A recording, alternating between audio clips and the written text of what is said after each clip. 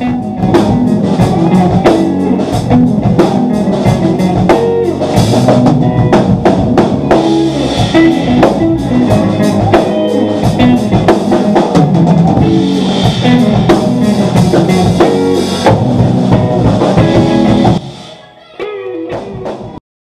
we are here with Saving Escape, a local Cincinnati band, and my name is Rylan Hickson here with Dayton Access Television. We're going to start with an introduction with your names and your part in the band. All right. My name is Alex. I play drums. I'm Jacob. I play rhythm guitar. I'm Kayla, and I'm the lead singer. I'm Charlotte, and I play bass. I'm Ben, and I play lead guitar. So later we're going to get into your hit single, and we're also going to talk about some new music coming up that I'm sure you guys are very excited about. But first I wanted to hear a little bit more about where this all started. All right, so we probably started when we were about 13 years old. Kayla originally sent out a group message to everyone she knew from a program called the O'Keefe Music Foundation. And basically that allowed us to play music and had a little bit of stage performance before we, eventually decided to start the band. So she sent out a group message to basically everyone that she knew who was a musician, and then whoever showed up, showed up. She actually invited Alex because she thought he was cute. He didn't play drums at the time, which is kind of incredible. But after that, the rest is history. We kind of just started playing in the basement and kind of developed as we moved along. We made some cuts, we picked up some people, and I guess we're here now. That's great. If you guys could think of one of your earliest challenges in really getting the band started, what comes to mind? Showing up?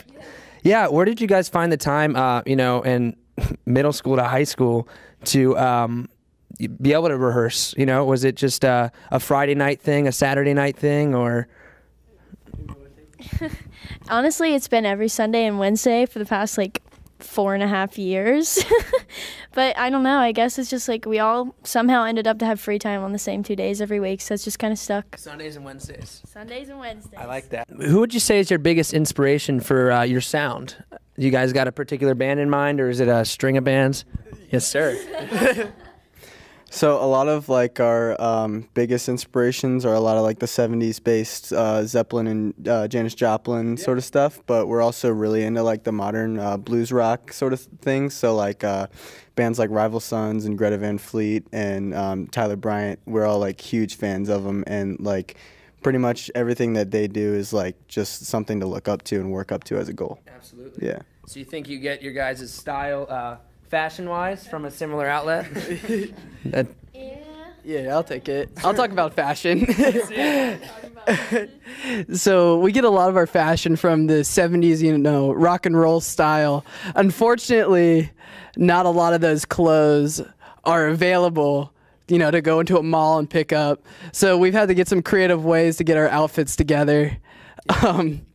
We all go into a thrift store usually, and we, make a beeline for the women's section. $20 in your pocket. Hey, yeah. Hey, XXL women's surprisingly fits well on a teenage boy. I do get some side eyes from the people at the cash register, what is this dude doing? Walk up with a fistful of 20s and a bag full of blouses. But it works the same. I just have to button it up the other way. I love it, man. That's awesome. So if you guys could choose one band that you could play with someday or just open for, is there anyone that rises above the others? Sure, man. Okay. Greta Van Fleet, man. That's just the #1 choice, our #1 goal. We decided, so we used to have this old tradition where after every single gig we had, we would get a bunch of candy and cookies and drinks, and we would just sit in my basement and pig out on all this food. And we decided that our one goal was to play with Greta Van Fleet, and after we play with Greta Van Fleet, we're gonna get a bunch of candy and cookies and just pig out. That's awesome. Yeah.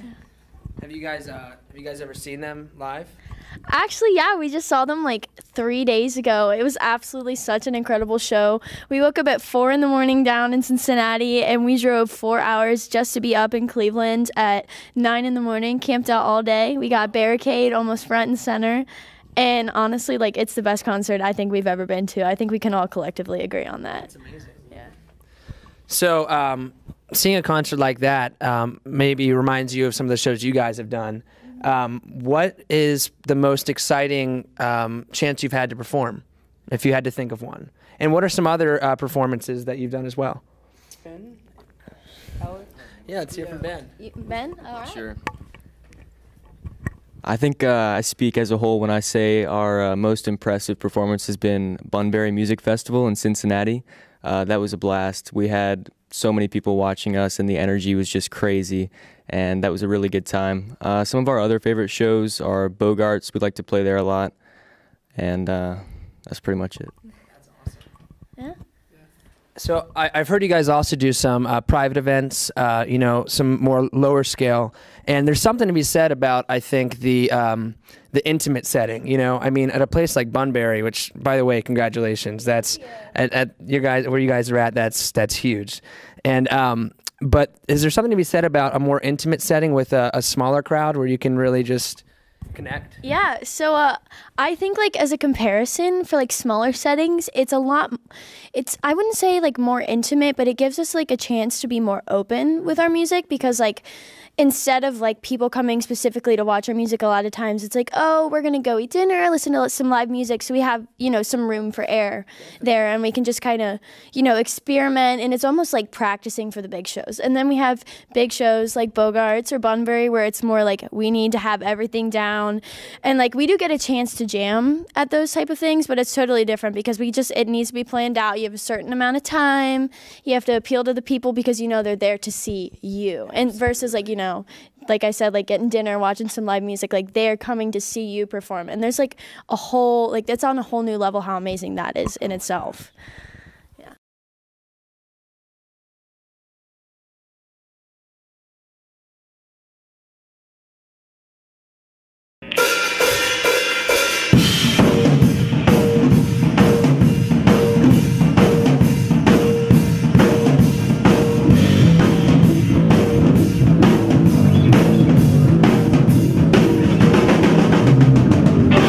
The message from the genie in the bottle.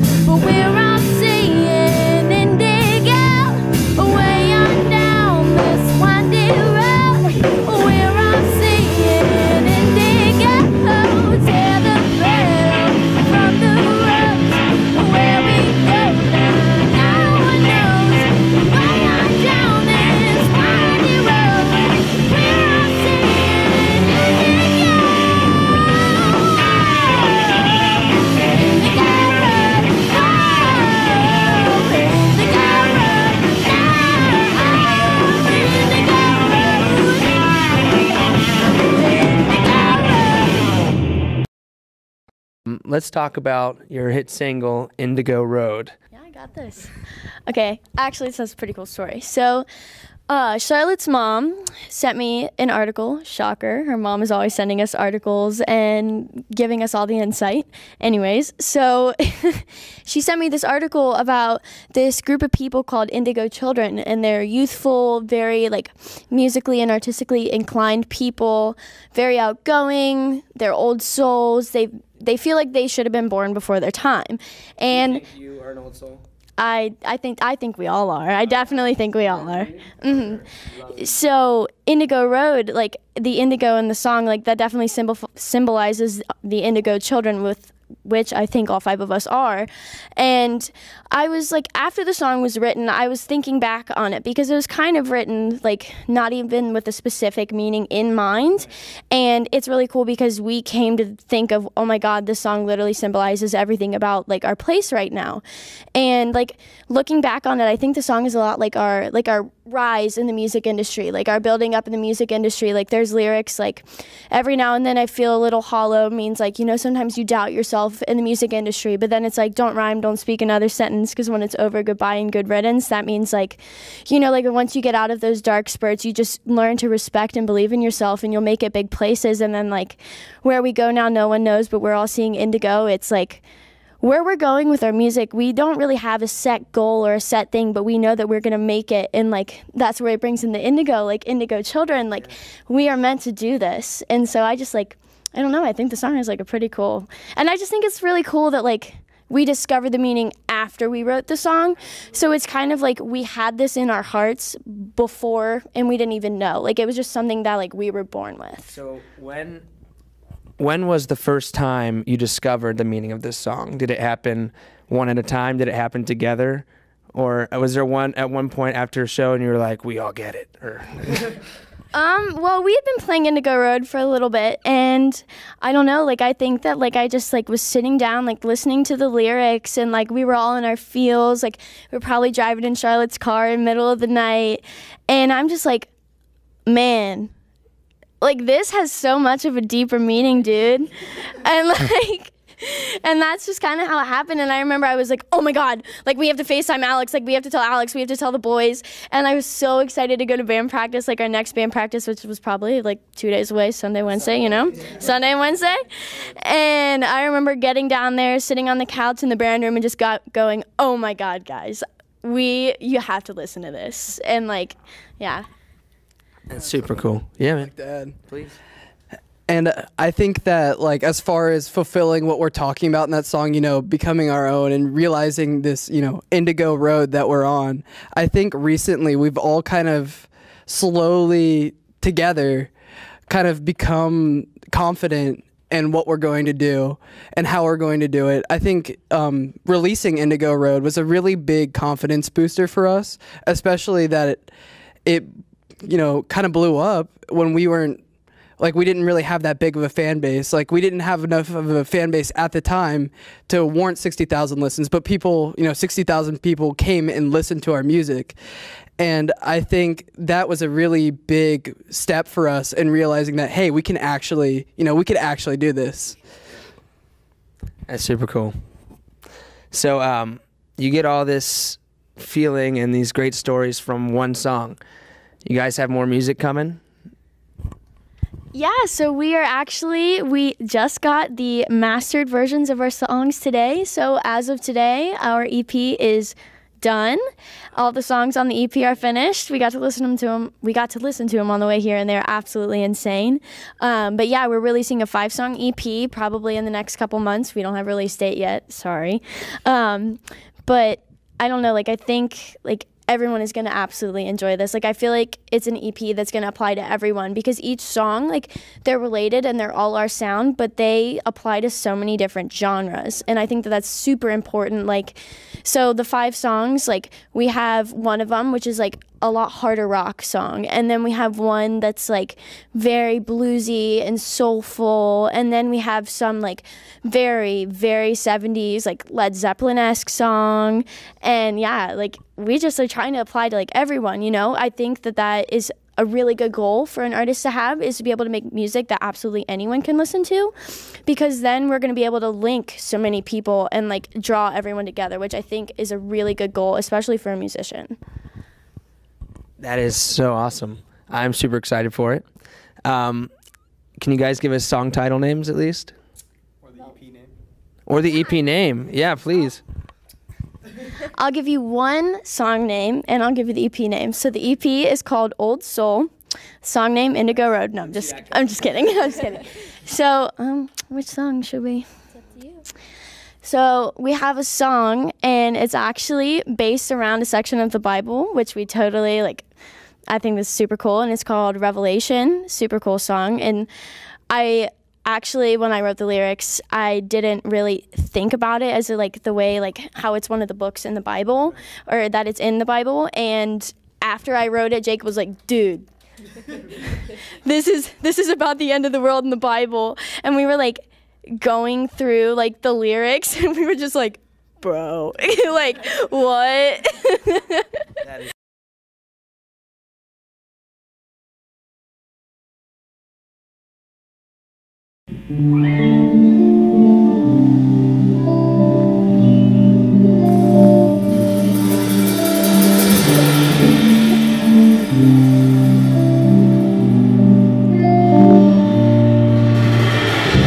It's time to tell this tale, old friend. My storybook has started to break and bend.